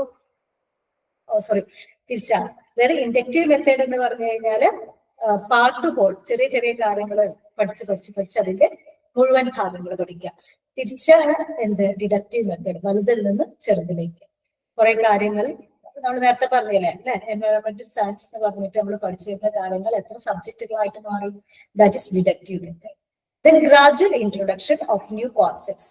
ന്യൂ കോൺസെപ്റ്റ്സുകൾ പറയുമ്പോൾ പതുക്കെ പറയണം. പതുക്കെ means in the sense not in the case of sound, അല്ലാതെ കുറച്ച് സ്ലോ ആയിട്ട് അല്ലെങ്കിൽ കുറച്ചും കൂടെ എക്സ്പ്ലെയിൻ ചെയ്യുന്ന രീതിയിലായിരിക്കും പറയേണ്ടത്. ദെൻ സൈക്കോളജിക്കൽ ഓർഗനൈസേഷൻ അല്ലെ, കുട്ടിയുടെ സൈക്കോളജി അനുസരിച്ചിട്ടാണ് നമ്മൾ കരിക്കുലം ഓർഗനൈസ് ചെയ്യേണ്ടത്. അതൊക്കെ എങ്ങനെയൊക്കെ ആക്സെപ്റ്റ് ചെയ്യാൻ പറ്റും, എങ്ങനെയൊക്കെ ചെയ്യാൻ പറ്റും. ചൈൽഡ് ഡെവലപ്മെന്റ്, അതായത് കുട്ടി വളരുന്ന ആ ഒരു ജീൻ പിയാഷെ പറഞ്ഞിട്ടുള്ള സൈക്കോളജിസ്റ്റ്, കുട്ടി വളരുന്ന ആ സ്റ്റേജിനെ പല രീതിയിൽ തരംതിരിച്ചിട്ടുണ്ട്. സെൻസറി മോട്ടോർ ഏജ് ആണ് 2 വയസ്സ് വരെ. Learn through manipulation and sensory experience, അതായത് കാണുക, കേൾക്കുക, ഈ കാര്യങ്ങളിലൂടെയാണ് കുട്ടി ലോകത്തെ നോക്കി കാണുന്നത് അല്ലെങ്കിൽ കാര്യങ്ങൾ മനസ്സിലാക്കുന്നത്. പ്രീ ഓപ്പറേഷണൽ, അതായത് 2 to 7 years. Understand through image, stories and simple words. Okay, സ്റ്റോറികളൊക്കെ പറയുന്നതൊക്കെ കുട്ടികൾക്ക് ഈ പ്രായത്തിലുള്ള കുട്ടികൾക്ക് മനസ്സിലാവും. Concrete operational, understand through direct perceptual experience. അതുപോലെ തന്നെ 7 മുതൽ 11 വരെയുള്ള കുട്ടികൾക്കാണെങ്കിൽ എന്താണ് ഡയറക്റ്റ് ആയിട്ടും അതുപോലെ തന്നെ പെർസെപ്ച്വൽ എക്സ്പീരിയൻസ്, അതായത് അവർക്ക് പെർസീവ് ചെയ്യാനുള്ള കഴിവുണ്ടായിരിക്കും. ഓക്കെ, പെർസീവ് ചെയ്യാന്ന് പറഞ്ഞ കാര്യങ്ങൾ നിരീക്ഷിച്ച് മനസ്സിലാക്കാനുള്ള കഴിവുകൾ ഉണ്ടായിരിക്കും. Then format operation, that is abstract and conceptual thinking begins. അതുപോലെ ഈ ഒരു പ്രായത്തിലാണ് അബ്സ്ട്രാക്ട് ഐഡിയകളൊക്കെ വരുന്നത്. അബ്സ്ട്രാക്ട് പറഞ്ഞ ഐഡിയ, ഇപ്പൊ നമ്മൾ ലവ്, ലൈക്ക്, ഹേറ്റ്രഡ് എന്നൊക്കെ പറയുന്ന സംഭവങ്ങളൊക്കെ ഉണ്ടല്ലോ, അതൊക്കെ അബ്സ്ട്രാക്ട് ആണ്. അതുപോലെ കോൺസെപ്ച്വൽ തിങ്കിങ് അല്ലെ, ഈ കോൺസെപ്റ്റ് ഇങ്ങനെയാണെങ്കിൽ അങ്ങനെയാണെങ്കിൽ എന്നൊക്കെയുള്ള തിങ്കിങ് ഒക്കെ വരുന്നത് 11 to 15 years ആണ്. Then concentric organization. Key topics appear in every grade but are explored deeper at each level. കുറെ കാര്യങ്ങൾ നമ്മളിപ്പോ പണ്ട് പഠിച്ച കാര്യങ്ങളൊക്കെ തന്നെ പിന്നെയും പറയാം, പക്ഷെ അത് കുറച്ചുകൂടി ഡീപ്പർ ആയിട്ട് പോകുന്നുണ്ട്. ഇപ്പൊ നമ്മള് ഗ്രാവിറ്റിയുടെ കാര്യം പറഞ്ഞു അല്ലെ, ഫിസിക്സ് ആണെങ്കിൽ ഗ്രാവിറ്റിയുടെ കാര്യം നമ്മൾ കുറെ കാലങ്ങളായിട്ട്, അതായത് 2-ലോ 3-ലോ പഠിക്കുമ്പോൾ കേൾക്കാൻ തുടങ്ങിയതാണ്. പിന്നെയും നമ്മൾ ഗ്രാവിറ്റി ഒരു 5th 6th എത്തുമ്പോൾ കുറച്ചും കൂടെ നമ്മൾ ജി എന്നൊക്കെ അതിന്റെ പേരൊക്കെ കൊടുത്തിട്ട് കുറെ കാര്യങ്ങളൊക്കെ പഠിക്കുന്നുണ്ട്. പ്രോബ്ലംസ് ഒക്കെ ചെറിയ രീതിയിൽ തുടങ്ങുന്നുണ്ട്. 9th-ലും 10th-ലും ഒക്കെ ആകുമ്പോൾ കുറച്ചും കൂടെ അഡ്വാൻസ്ഡ് പ്രോബ്ലംസ് ഈ ഒരു കോൺസെപ്റ്റിന്റെ ബേസിലാണ്. പിന്നെ 12th-ലാവുമ്പോൾ കുറച്ചും കൂടെ അഡ്വാൻസ്ഡ് ആയി നമുക്ക് സിമ്പിൾ പെൻഡുലം വെച്ചിട്ട് ജി കാൽക്കുലേറ്റ് ചെയ്യാൻ തുടങ്ങി അല്ലെ. അപ്പൊ അതാണ് പറയുന്നത്. അതായത് എല്ലാ സ്ഥലത്തും നമ്മൾ പഠിക്കുന്നുണ്ടെങ്കിലും ഓരോന്നും നമ്മുടെ ലെവലിനനുസരിച്ചിട്ട് ഡീപ്പായിരിക്കും. അതിനൊരു എക്സാമ്പിൾ ആണ് വാട്ടർ. 6th-ൽ പഠിക്കുന്നത് സോഴ്സ് ഓഫ് വാട്ടർ ആണ്. 7th-ൽ പ്രോപ്പർട്ടീസ് ഓഫ് വാട്ടർ. ദെൻ 8th-ൽ purification and molecular formula of water പഠിക്കുന്നുണ്ട്. 9th ആകുമ്പോൾ ഹാർഡ്നെസ് ആൻഡ് റിമൂവൽ മെത്തേഡ്. 10th-ൽ കെമിക്കൽ റിയാക്ഷൻസ് വിത്ത് വാട്ടർ. അപ്പൊ സെയിം വാട്ടർ തന്നെയാണ് അവിടെ വരുന്നത്, but at different levels. Then spiral organisation, like a spring അല്ലെ, സ്പ്രിംഗിന്റെ പോലെ അങ്ങനെ ചുറ്റി concepts reappear but with greater complexity. അതായത് ഒരു കോൺസെപ്റ്റ് തന്നെ നമ്മൾ പിന്നെയും പഠിക്കുന്നത് അല്ലെ, വാട്ടറിനെ പറ്റിയിട്ട് തന്നെ പഠിക്കുന്നത്, പക്ഷെ വീണ്ടും കോംപ്ലക്സ് ആവും, സിമ്പിൾ ടു കോംപ്ലക്സ് ഒക്കെയാണ്. Entrance continuity and progression of learning. അപ്പൊ നമുക്ക് കണ്ടിന്യൂറ്റി ഉണ്ട്, കാരണം ഒരേ കാര്യങ്ങൾ തന്നെ നമ്മൾ വീണ്ടും പഠിക്കുമ്പോൾ ഇറ്റ്സ് കണ്ടിന്യൂസ്. അതുപോലെ തന്നെ പ്രോഗ്രഷൻ ഓഫ് ലേണിംഗ് പല രീതിയിൽ പറഞ്ഞു കഴിഞ്ഞാൽ, വെറുതെ നമ്മള് വാട്ടറിനെ പറ്റിയിട്ട് ഇപ്പൊ നമ്മൾ പറഞ്ഞില്ലേ, ഗ്രാവിറ്റി നമ്മൾ ജസ്റ്റ് പറയുകയല്ല, അതിന്റെ കുറച്ചും കൂടി ഡീപ്പർ ആയിട്ടുള്ള കാര്യം 12th കഴിയുമ്പോഴേക്കും നമ്മൾ ഗ്രാവിറ്റിനെ പറ്റിയിട്ട് എക്സ്പേർട്ട് ആയിട്ട് മാറും. പിന്നെ ഡിഗ്രിക്ക് ഫിസിക്സ് എടുത്തു കഴിഞ്ഞാൽ കുറച്ചും കൂടെ ഡീപ്പായിട്ട് വീണ്ടും വരും അല്ലെ. അപ്പൊ ലെവൽ അനുസരിച്ചിട്ട് ഡീപ്പർ ആവണം. പ്രൈമറി ഹീറോ സ്റ്റോറീസ്, അതായത് ഇന്ത്യൻ ഹിസ്റ്ററിയിലൊക്കെ നമ്മൾ ആദ്യ അശോകൻ, അക്ബർ, ചക്രവർത്തിമാരെയൊക്കെ പറ്റി പഠിച്ചിരുന്നു. സെക്കൻഡറി ലെവൽ ആയപ്പോഴത്തേക്ക് സിവിലൈസേഷൻസും അല്ലെ, സംസ്കാരങ്ങളെ പറ്റിയിട്ടൊക്കെയാണ് പഠിച്ചത്. ഹയർ സെക്കൻഡറിയിലെ ഹിസ്റ്ററിയിൽ വരുമ്പോൾ freedom struggle, post independent India കുറച്ചും കൂടെ സീരിയസ് ആയി. ഈ മെത്തേഡിന്റെ അഡ്വാൻറ്റേജ് എന്ന് പറഞ്ഞു വെച്ചാൽ ഇന്റഗ്രേറ്റ്സ് പ്രയർ നോളജ് എന്ന് വെച്ചാല് മുമ്പുള്ള കാര്യങ്ങൾ വെച്ചിട്ടാണല്ലോ പിന്നെ നമ്മൾ പഠിക്കുന്നത്. സെയിം ഐഡിയയാണ്, പക്ഷെ കുറച്ചുകൂടെ അതിനെപ്പറ്റി പഠിക്കുന്നു. ഡീപ്പൻസ് അണ്ടർസ്റ്റാൻഡിങ്, പുതിയ കാര്യങ്ങൾ കേൾക്കുമ്പോൾ കുറച്ചും കൂടെ നമ്മുടെ ഐഡിയകൾ ഡീപ്പായി മാറുന്നു. ഗ്രോസ് ഇൻ കോംപ്ലക്സിറ്റി അല്ലെ, അതായത് കുറച്ചും കൂടെ കഴിയുമ്പോൾ വീണ്ടും സ്റ്റഡി കോംപ്ലക്സ് ആയി മാറും. അതായത് സിമ്പിൾ ആയിട്ടുള്ള കാര്യങ്ങളാണ് ചെറിയ സ്റ്റാൻഡേർഡുകളിൽ പഠിക്കുന്നത്. അത് കുറച്ചും കൂടെ കോംപ്ലക്സ് ആയിട്ട് ലേറ്റർ ക്ലാസ്സുകൾ അല്ലെങ്കിൽ ഹയർ ക്ലാസ്സുകളിലേക്ക് വരും.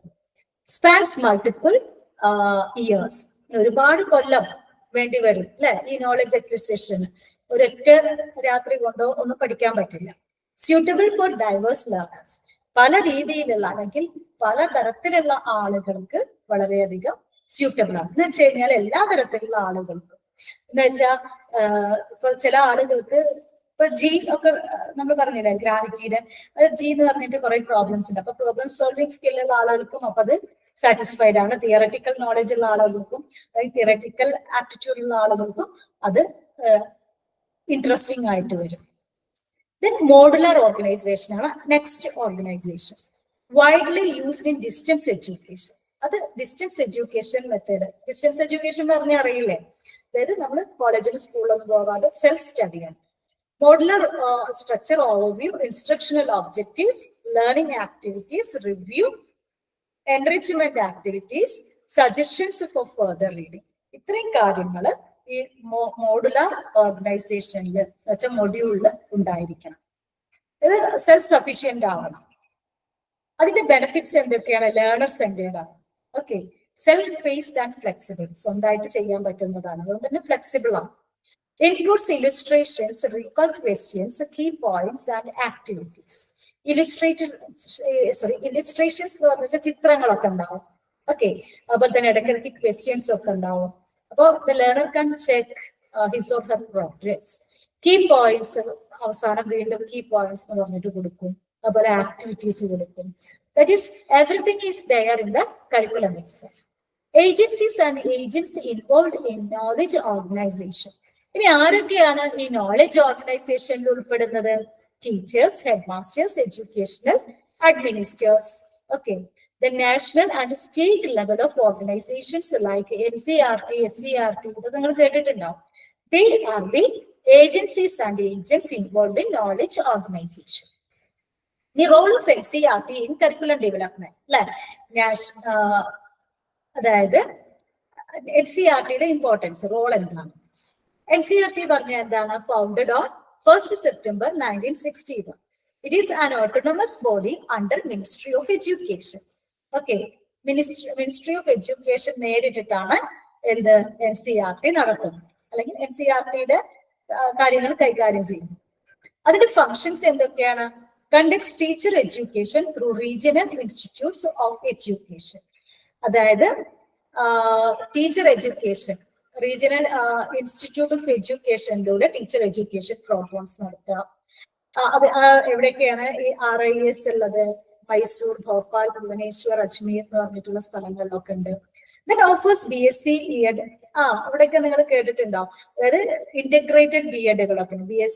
BSc പഠിക്കുന്നതിന്റെ കൂടെ ഒരു വർഷം കൂടെ പഠിച്ചാൽ BEd കിട്ടും. BAEd അല്ലെ, MAEd എന്ന് പറഞ്ഞിട്ടുള്ള കോഴ്സുകൾ കണ്ടക്ട് ചെയ്യുന്നത് NCERT നേരിട്ടിട്ടാണ്. Engages in research and primary education development. Sarva Shiksha Abhiyan എന്ന് കേട്ടിട്ടുണ്ടാവും നിങ്ങൾ. അപ്പൊ അതൊക്കെ നേരിട്ട് നടത്തുന്നത് NCERTയുടെ ഒരു പ്രോഗ്രാം, എല്ലാവർക്കും വിദ്യാഭ്യാസം. Then curriculum development cell. NCERTയുടെ കരിക്കുലം ഡെവലപ്മെന്റ് സെല്ലിനെ പറ്റിയിട്ടാണ് പറയുന്നത്. അതിന്റെ കീ ഫങ്ഷൻസ് ഏതൊക്കെയാണ്? Periodic review and revision of school curriculum. അതായത് സ്കൂൾ കരിക്കുലം ഇടയ്ക്കിടയ്ക്ക് മാറ്റേണ്ടി വരും അല്ലെ? അല്ലാതെ എന്താ പറയാ 1947 ഉണ്ടാക്കിയ കരിക്കുലം ഇപ്പൊ നമുക്ക് നമുക്ക് ഫോളോ ചെയ്യാൻ പറ്റും അല്ലെ? അപ്പൊ റിവൈസ് ചെയ്യേണ്ടി വരും. Production and distribution of quality text books and teaching materials. അതുപോലെ തന്നെ NCERT ടെക്സ്റ്റ് ബുക്ക് ഒക്കെ നിങ്ങൾ കണ്ടിട്ടുണ്ടാവും. 12th മുതലാണ് നമ്മൾ തുടങ്ങുന്നത്. അപ്പൊ നല്ല ക്വാളിറ്റി ഉള്ള ടെക്സ്റ്റ് ബുക്കുകളും ടീച്ചിങ് മെറ്റീരിയൽസും ഉണ്ടാക്കുക. Organisation of curriculum, related seminars, workshops അല്ലെ? കരിക്കുലം നല്ല രീതിയിൽ ഓർഗനൈസ് ചെയ്യുക. പിന്നെ അതുപോലെ തന്നെ അതുമായിട്ട് ബന്ധപ്പെട്ടിട്ടുള്ള സെമിനാർസും വർക്ക്ഷോപ്സ് ഒക്കെ ഡിസൈൻ ചെയ്യുക. Encouragement of action research among teachers. ടീച്ചേഴ്സിന് പുതിയ കരിക്കുലം ഇൻട്രൊഡ്യൂസ് ചെയ്യുമ്പോൾ ടീച്ചേഴ്സിന് കുറച്ച് കൺഫ്യൂഷൻസ് ഉണ്ടാവും. അപ്പൊ അവർക്കുള്ള വർക്ക്ഷോപ്സും ട്രെയിനിങ് ഒക്കെ പ്രൊവൈഡ് ചെയ്യുക. Dissemination of research findings for curriculum improvement. അതുപോലെ തന്നെ കരിക്കുലം ഇംപ്രൂവ്മെന്റിനായിട്ട് റിസർച്ചുകൾ കണ്ടക്ട് ചെയ്യാം. Okay, role of NCERT. ഇനി സ്റ്റേറ്റ് ലെവൽ ഓഫ് കരിക്കുലം കമ്മിറ്റിയാണ്. അവിടെ ടീച്ചേഴ്സ്, ഹെഡ് മാസ്റ്റേഴ്സ് അല്ലെ, അവരൊക്കെ ഉണ്ട് അതിന്റെ ഏജൻസ് ആയിട്ട്. അപ്പൊ അവരുടെ SCERT എന്ന് പറഞ്ഞു കഴിഞ്ഞാൽ എന്താണ്? Curriculum development is A collaborative process. അതില് എല്ലാവരും കൂടെയാണ് ഡെവലപ്പ് ചെയ്യുന്നത്, ടീച്ചേഴ്സ്, ഹെഡ് മാസ്റ്റേഴ്സ്, സ്റ്റുഡൻസും. കാരണം സ്റ്റുഡൻസിനും അതിന് ഇമ്പോർട്ടൻസ് ഉണ്ട്. കാരണം സ്റ്റുഡൻസിന്റെ ആ ഒരു സൈക്കോളജി ഒക്കെ വെച്ചിട്ടാണ് കരിക്കുലം ഡിസൈൻ ചെയ്യുന്നത്. പിന്നെ അതുപോലെ തന്നെ each plays a critical role in shaping and implementing the curriculum effectively. ഇപ്പൊ ടീച്ചേഴ്സിനായാലും ഹെഡ് മാസ്റ്റേഴ്സിനായാലും SCERTക്കായാലും ഈ കരിക്കുലം ഇംപ്ലിമെന്റ് ചെയ്യുന്നത് കീ റോൾസ് ഉണ്ട് അല്ലെ, വളരെയധികം ഇമ്പോർട്ടന്റ് റോൾ ഉണ്ട്. SCERTയുടെ ബാക്ക്ഗ്രൗണ്ട് എന്ന് പറഞ്ഞാൽ state council of education, research and training works at the state level. Okay, state level curriculum design ചെയ്യുന്നത് SCERT ആണ്. നാഷണൽ ലെവൽ കരിക്കുലം ഡിസൈൻ ചെയ്യുന്നത് ആരാണ്? NCERT. അതിന്റെ ഒറിജിൻ എന്ന് പറഞ്ഞത് സ്റ്റേറ്റ് ഇൻസ്റ്റിറ്റ്യൂട്ട്സ് ഓഫ് എഡ്യൂക്കേഷൻ 1965 ആദ്യം തുടങ്ങിയത്. SIE എന്നാണ് ആദ്യത്തെ പേരുണ്ടായിരുന്നത്. പിന്നെ SCERT ആയത് 1917 തമിഴ്നാടുവിൽ അത് DTERT ആണ്. അത് 1990 ഫോം ചെയ്തത്. അതിന്റെ കീ ഫങ്ഷൻസ് എന്തൊക്കെയാണ്? അണ്ടർടേക്സ് ആക്ഷൻ റിസർച്ച് പ്രോജക്ട്സ് അല്ലെ. ആക്ഷൻ റിസർച്ച് പറഞ്ഞു വെച്ചാൽ എന്താണ്? ഏതെങ്കിലും പ്രോബ്ലം ഒക്കെ ഉണ്ടെങ്കിൽ ആ പ്രോബ്ലം സോൾവ് ചെയ്യാനായിട്ടുള്ള റിസർച്ചസ് കണ്ടക്ട് ചെയ്യും. അതിനനുസരിച്ചുള്ള കരിക്കുലം ഡിസൈൻ ചെയ്യും. Provides in service teacher training. അതുപോലെ തന്നെ ടീച്ചർ ട്രെയിനിങ്സ് കണ്ടക്ട് ചെയ്യുക, ടീച്ചേഴ്സിന് ട്രെയിനിങ് പ്രോഗ്രാംസ് കണ്ടക്ട് ചെയ്യുക. Conducts educational extension work. അതുപോലെ തന്നെ എഡ്യൂക്കേഷനുമായിട്ട് ബന്ധപ്പെട്ടിട്ടുള്ള എക്സ്റ്റൻഷൻ വർക്ക്സ് ഒക്കെ ചെയ്യുക.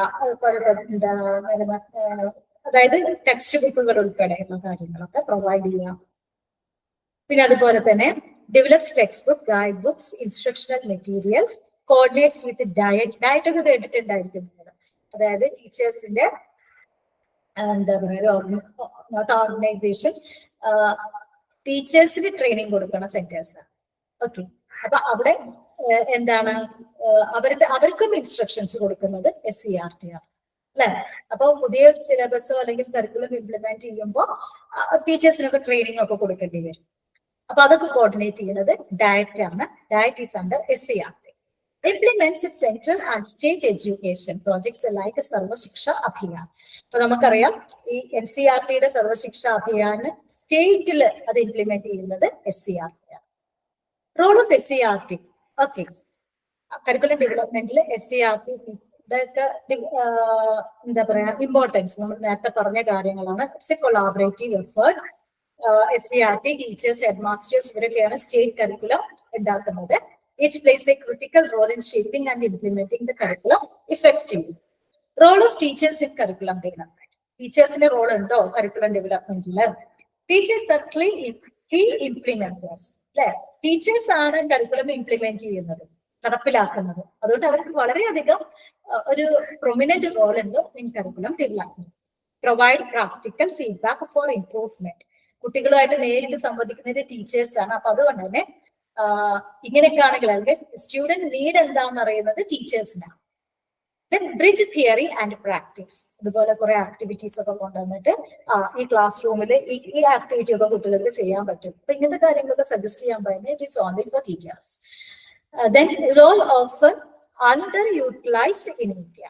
ഓക്കെ, പക്ഷെ ഇത് പലപ്പോഴും ടീച്ചേഴ്സിനെ ഒരു കരിക്കുലം ഡെവലപ്മെന്റിൽ നമ്മൾ കാണാറില്ല. ഹയർ അതോറിറ്റീസ് ഒക്കെയാണ് ചെയ്യുന്നത്.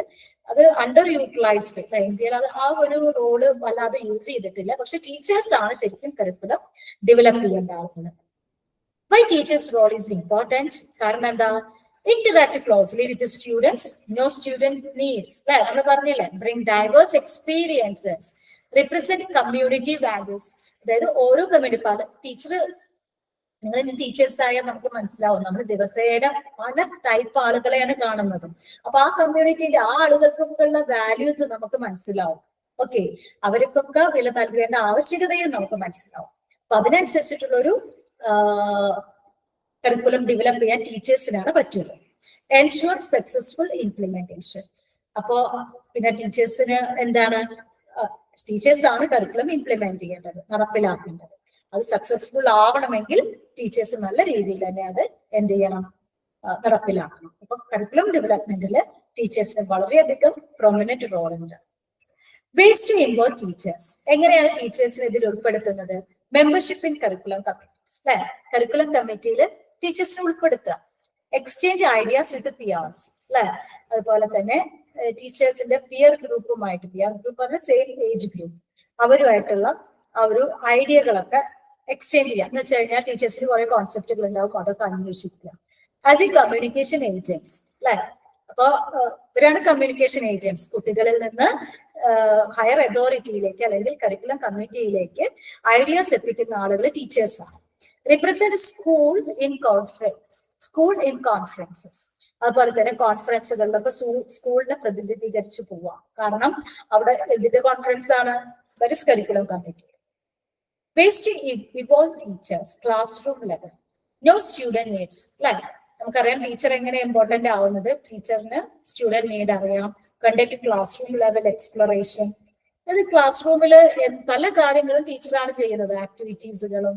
അപ്പൊ ഇങ്ങനത്തെ ആക്ടിവിറ്റി ഒക്കെ ഉണ്ടെങ്കിൽ കുട്ടികൾക്ക് ഇൻട്രസ്റ്റിംഗ് ആവും, അവരെങ്ങനെ ഇൻട്രസ്റ്റിംഗ് ആയിട്ട് പഠിപ്പിക്കാം എന്നുള്ള കാര്യങ്ങളൊക്കെ ടീച്ചർ സ്വയം കണ്ടെത്തിയിട്ടുണ്ടാവും. നല്ല ടീച്ചറാണെങ്കിൽ അതൊക്കെ അവരുമായിട്ട് ഷെയർ ചെയ്യാൻ പറ്റും. ഇവാലുവേറ്റ് ന്യൂ പ്രോഗ്രാംസ് അല്ലെ, പുതിയ പ്രോഗ്രാംസ്, പുതിയ സിലബസ് ഒക്കെ ഇവാലുവേറ്റ് ചെയ്യാൻ ടീച്ചേഴ്സിന് പറ്റും. കാരണം അവരാണ് അത് ഇംപ്ലിമെന്റ് ചെയ്യുന്ന ആൾക്കാർ. അണ്ടർടേക്ക് ആക്ഷൻ റിസർച്ച് അല്ലെ, പ്രോബ്ലംസ് ഒക്കെ ഉണ്ടെങ്കിൽ അത് പല പ്രോബ്ലംസ് ആയിട്ടൊക്കെ ഉണ്ടെങ്കിൽ ആ കുട്ടികളെ പറ്റി പഠിക്കാനുണ്ട്, എങ്ങനെ അവർക്ക് നോളജ് എത്തിക്കാം അല്ലെ, ഇങ്ങനത്തെ കാര്യങ്ങളൊക്കെ ടീച്ചേഴ്സിന് ചെയ്യാൻ പറ്റും. സെർവേഴ്സ് കൺസൾട്ടൻസ് ഓക്കെ, അല്ലെങ്കിൽ അങ്ങനെ കരിക്കുലം കമ്മിറ്റിക്ക് ടീച്ചേഴ്സിനെ കൺസൾട്ടന്റ് ആയിട്ട് വെച്ചേക്കാം. അല്ലെങ്കിൽ എന്തൊക്കെയാണ് കുട്ടികളുടെ ആവശ്യങ്ങൾ എന്നൊക്കെ ടീച്ചേഴ്സിനോട് ചോദിച്ച് മനസ്സിലാക്കാൻ പറ്റും. Teachers broader responsibilities. ഈ ടീച്ചറിന് വളരെ വലിയ റെസ്പോൺസിബിലിറ്റി, നിങ്ങൾക്കറിയാം ഭാവിയിൽ ടീച്ചേഴ്സ് ആവാൻ പോകുന്ന ആളുകളാണ്. അപ്പൊ നമുക്കറിയാം ടീച്ചേഴ്സിന് ഒരുപാട് റെസ്പോൺസിബിലിറ്റീസ് അല്ലെ, കുറെ കടമകളൊക്കെ ഉണ്ട്, ഉത്തരവാദിത്തങ്ങൾ. Director of student learning. Student learning direct ചെയ്യാം, അല്ലെങ്കിൽ അത് എന്താ പറയാ നല്ല രീതിയിൽ നടപ്പിലാക്കാം. Provide information and explain subjects അല്ലെ, കുട്ടികൾക്ക് ഇൻഫർമേഷൻ കൊടുക്കുക, ഇൻഫർമേഷൻ പാസ് ചെയ്യുക. ഇൻഫർമേഷൻ ഓർമ്മിച്ച നോളജ് കിട്ടാം. ആൻഡ് എക്സ്പ്ലെയിൻ, സബ്ജക്റ്റുകൾ എക്സ്പ്ലെയിൻ ചെയ്യുക. Encouraging questioning and critical thinking. കുട്ടികളിൽ ചോദ്യം ചോദിക്കാനും ക്രിട്ടിക്കൽ തിങ്കിങ്ങിനൊക്കെ ഉള്ള ആ ഒരു പാഠവും ഉണ്ടാക്കുക. ടീച്ചേഴ്സ് ബ്രോഡർ റെസ്പോൺസിബിലിറ്റീസ് ഏതൊക്കെയാണ്? Evaluate student proficiency. അതായത് നമുക്കറിയാം എല്ലാ കുട്ടികളും ഒരുപോലെയല്ല, അപ്പൊ ഓരോ കുട്ടികൾക്കും ഓരോ കഴിവൊക്കെ ഉണ്ടായിരിക്കും. അപ്പൊ അതിനനുസരിച്ച് അപ്പൊ അത് ടീച്ചറാണ് ഇവാലുവേറ്റ് ചെയ്യുന്നത്, ഓരോ കുട്ടികളും ഏത് ലെവലിലാണ്. അപ്പം കണ്ടിന്യൂസ് അസസ്മെന്റ് ടീച്ചറിനെ പറ്റുള്ളൂ. അത് കണ്ടിന്യൂസ് ഇവാലുവേഷൻ ഒക്കെ ടീച്ചർ എല്ലാം പോകണം എന്ന് കാണുന്ന കുട്ടികളാകുമ്പോൾ അവരെങ്ങനെയുണ്ട്, എത്രത്തോളം അവർ എഴുതും, പെർഫോം ചെയ്യും എന്നൊക്കെ നമുക്ക് മനസ്സിലാക്കാം. Understand educational objectives. അപ്പൊ നമുക്ക് ഈ എഡ്യൂക്കേഷണൽ ഒബ്ജക്റ്റീവ്സ് എന്തൊക്കെയാണെന്ന് ടീച്ചേഴ്സിനാണ് മനസ്സിലാവുന്നത്. കാരണം ഈ കുട്ടികൾ അത് ഫോർമുലേറ്റ് ചെയ്യുമ്പോൾ ടീച്ചേഴ്സിന് വളരെയധികം ഇമ്പോർട്ടൻസ് ഉണ്ട്. കാരണം എന്താണെന്ന് വെച്ച് കഴിഞ്ഞാൽ ടീച്ചേഴ്സിനെ അറിയാം കുട്ടികളുടെ എക്സ്പെക്ടേഷൻ എന്തൊക്കെയാണ്. നമ്മൾ നേരത്തെ പറഞ്ഞില്ലേ ഒബ്ജക്റ്റീവ്സ് ഒക്കെ it is according to the societal and learner needs ആയിരിക്കണം. അപ്പൊ ടീച്ചറിന് ഈ കാര്യങ്ങളൊക്കെ കൂടുതൽ കോൺട്രിബ്യൂട്ട് ചെയ്യാൻ പറ്റും. പിന്നെ ഡിസിപ്ലിനേറിയൻ അല്ലെ, ഒരു ക്ലാസ് റൂമിലാണെങ്കിൽ ഡിസിപ്ലിൻ ക്രിയേറ്റ് ചെയ്യാന്ന് പറഞ്ഞാൽ ഇറ്റ്സ് വെരി ഇമ്പോർട്ടൻറ്റ്. ഡിസിപ്ലിൻ എന്ന് പറഞ്ഞാൽ ഒരിക്കലും പിൻ ഡ്രോപ്പ് സൈലൻസ് അല്ലേ. ഓക്കെ, പിൻ ഡ്രോപ്പ് സൈലൻസ് ആയിട്ട് കുട്ടികൾ ഇരിക്കണം എന്ന് പറഞ്ഞു വെച്ചാൽ അവര് ഒന്നും ക്വസ്റ്റ്യൻ ചോദിക്കുന്നില്ല, ഡിസ്കസ് ചെയ്യുന്നില്ല എന്നുള്ളതല്ലേ. പക്ഷെ അതല്ല ഉദ്ദേശിക്കുന്നത് ഡിസിപ്ലിൻ എന്നുള്ളതുകൊണ്ട്. ഓക്കെ, അതായത് കുട്ടികൾ വേണ്ടാത്ത രീതിയിലൊന്നും പോകാതിരിക്കുക. പിന്നെ മാത്രമല്ല ആക്ടിവിറ്റീസ് കൊടുത്തു കഴിഞ്ഞാൽ അത് നല്ല രീതിയിൽ ചെയ്യാം, ഇറ്റ്സ് ഓൾസോ ഡിസിപ്ലിൻ. ഓക്കെ, പിന്നെ അതുപോലെ എത്ര പ്രോബ്ലംസ് ഒന്നും ഇല്ലാതെ കൈകാര്യം ചെയ്യാൻ പറ്റിയ ടീച്ചറിന് that is disciplinary. Maintain class room order അല്ലെ, അപ്ഹോൾഡ് ഡെമോക്രാറ്റിക് വാല്യൂസ്. എല്ലാ കുട്ടികളെയും നമ്മുടെ ടീച്ചേഴ്സ് ആകുമ്പോൾ പ്രത്യേകം നിങ്ങൾ ശ്രദ്ധിക്കേണ്ട ഒരു കാര്യമാണ്, that is you should not do partiality in your classroom. Okay, അപ്പൊ ഡെമോക്രാറ്റിക് വാല്യൂസ് ഉയർത്തിപ്പിടിക്കണം. ടീച്ചേഴ്സ് ബ്രോഡർ റെസ്പോൺസിബിലിറ്റീസ് എന്തൊക്കെയാണ്? ഗൈഡൻസ് ആൻഡ് കൗൺസിലിംഗ് അല്ലെ, കുട്ടികളെ ഇടയ്ക്ക് നമുക്ക് വിളിച്ചിട്ട് ചിലപ്പോൾ കൗൺസിലിംഗ് ഒക്കെ കൊടുക്കേണ്ടി വരും. എന്താ അവർക്ക് പ്രോബ്ലംസ് ഒക്കെ നമ്മളാണല്ലോ ആദ്യം ഐഡന്റിഫൈ ചെയ്യുന്നത്. Build rapport with students, support vocational and personal development. ഇനി കോളേജ് ലെവലൊക്കെ ആണെങ്കിൽ ചില കുട്ടികളൊക്കെ ജോലിക്കൊക്കെ പോകുന്ന ആളുകൾ ഉണ്ടാവാം, അല്ലെങ്കിൽ ചിലപ്പോൾ അവർക്ക് ഈ ജോലിയൊക്കെ അവർക്ക് ചെയ്യാം. അപ്പൊ ഡിഗ്രിക്കൊക്കെ പഠിക്കുമ്പോൾ അവർക്ക് പൈസ ഇല്ലാന്നുണ്ടെങ്കിൽ ട്യൂഷനൊക്കെ എടുക്കാം, അതിനൊക്കെ അസിസ്റ്റ് ചെയ്യാം ടീച്ചേഴ്സിന്. Teachers as liaison, Connecting school and home, organize PTA meetings, build ties with community. Duties in the teachers. Role of headmasters in curriculum implementation. Act as an administrative arm, അതായത് ഹെഡ്മാസ്റ്റേഴ്സിന്റെ റോളാണ് പറയുന്നത്. അഡ്മിനിസ്ട്രേറ്റീവ് ആൻഡ് ഇൻസ്ട്രക്ഷണൽ ലീഡർ അല്ലെ, സ്കൂളിലെ ഏറ്റവും വലിയ ലീഡറാണ് headmaster അല്ലെങ്കിൽ principal. Then influence school culture and effectiveness. അതുപോലെ തന്നെ serve as stone setters for curriculum. കരിക്കുലത്തിന്റെ, അതായത് എന്താണ് സ്കൂളിന്റെ ഒരു ടെമ്പോ എന്നുള്ളത് ആർക്ക് മനസ്സിലാവും?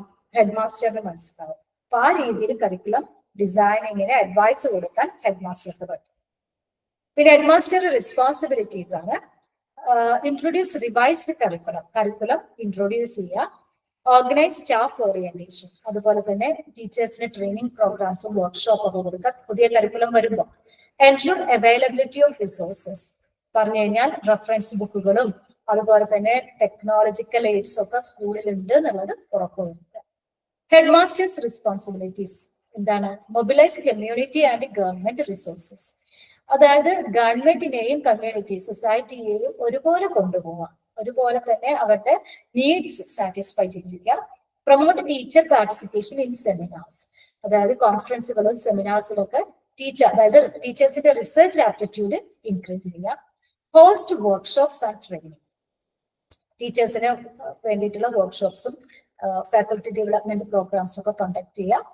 പിന്നെ അതുപോലെ പ്രൊവൈഡ് ലീഡർഷിപ്പ് ഇൻ ഇന്നോവേഷൻ, അതുപോലെ ഒരു സ്കൂളിന്റെ ലീഡറാണ് അല്ലെ, എല്ലാ കാര്യത്തിനും ലീഡ് ചെയ്യുക. മെയിൻറ്റെയിൻ സ്റ്റാഫ് മൊറൈൽ, സ്റ്റാഫുകൾ കുട്ടികൾക്കാണെങ്കിൽ ടീച്ചറിന് കുട്ടികളുടെ കാര്യം നോക്കുകയാണെങ്കിൽ ഹെഡ്മാസ്റ്റർ സ്റ്റാഫിന്റെ കാര്യം നോക്കട്ടെ. Okay, discipline of staff as A gate keepers of information, അതായത് അത്രയും നോളജിബിൾ പേഴ്സൺ ആയിരിക്കണം headmaster. Then headmasters and resource management, ensure library is stocked, അല്ലെ, അതായത് ലൈബ്രറിയിൽ എല്ലാ ബുക്കും അവൈലബിൾ ആണോ, റെഫറൻസ് ബുക്കുകൾ ഉണ്ടോ, കുട്ടികൾക്ക് വായിക്കാനുള്ള ബുക്കുകൾ ഉണ്ടോ, അവരുടെ മാനസികവും അതുപോലെ തന്നെ അവരുടെ കൊഗ്നേറ്റീവ് ഒക്കെ ആയിട്ടുള്ള ഡെവലപ്മെന്റിനുള്ള ബുക്കുകൾ ഉണ്ടോ.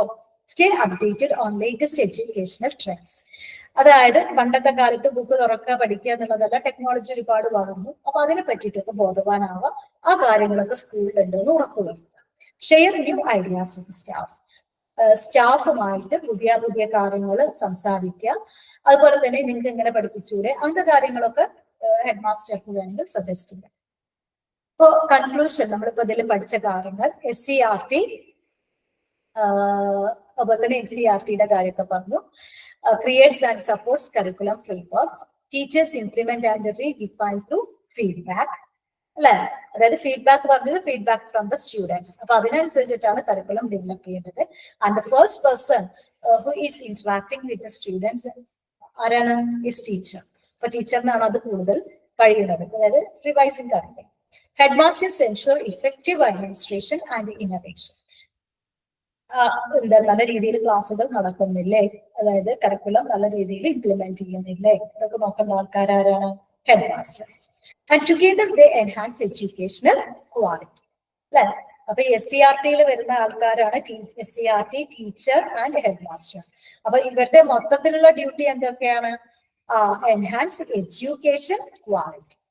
ഓക്കെ, ക്വാളിറ്റി എഡ്യൂക്കേഷൻ പ്രൊവൈഡ് ചെയ്യാം, ആക്ടിവിറ്റി ഓറിയന്റഡ് എഡ്യൂക്കേഷൻ ഇംപ്ലിമെന്റ് ചെയ്യാം. ഇതാണ് SCERTയുടെ അല്ലെങ്കിൽ എന്താണ് ടീച്ചേഴ്സിന്റെ ഒക്കെ ഡ്യൂട്ടി.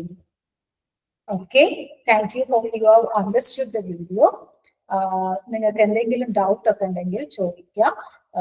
മുമ്പത്തെ വീഡിയോകളൊക്കെ കാണാം. നമ്മൾ പറഞ്ഞില്ലേ കരിക്കുലം സീക്വൻസിങ് ആണ്, അതായത് ഫസ്റ്റ് 2 ചാപ്റ്റർ കണ്ടാലേ തേർഡ് ചാപ്റ്റർ നിങ്ങൾക്ക് മനസ്സിലാവും, തേർഡ് ചാപ്റ്റർ കണ്ടാലേ ഫോർത്ത് ചാപ്റ്റർ മനസ്സിലാവും, because it is sequencing according. അപ്പൊ അതുകൊണ്ട് തന്നെ എന്തെങ്കിലും ഡൗട്ട് ഒക്കെ ഉണ്ടെങ്കിൽ ചോദിക്കാം. Okay, thank you for watching. പിന്നെ അതുപോലെ ഏതെങ്കിലും ഇഷ്യൂസോ അല്ലെങ്കിൽ നമ്മുടെ മോഡ് ഓഫ് ടീച്ചിങ് എന്തെങ്കിലും മാറ്റം വരുത്തുന്നുണ്ടെങ്കിൽ please comment. Okay, thank U.